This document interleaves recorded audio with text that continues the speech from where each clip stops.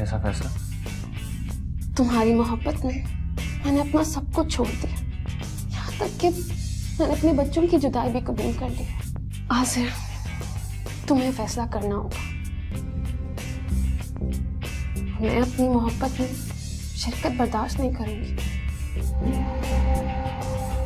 तुम्हें शफक को तलाक देनी होगी।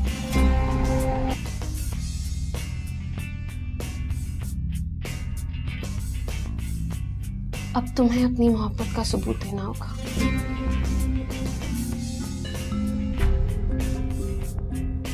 वैसे भी बहुत जल्द तुम्हें इस घर से चले ही जाना है।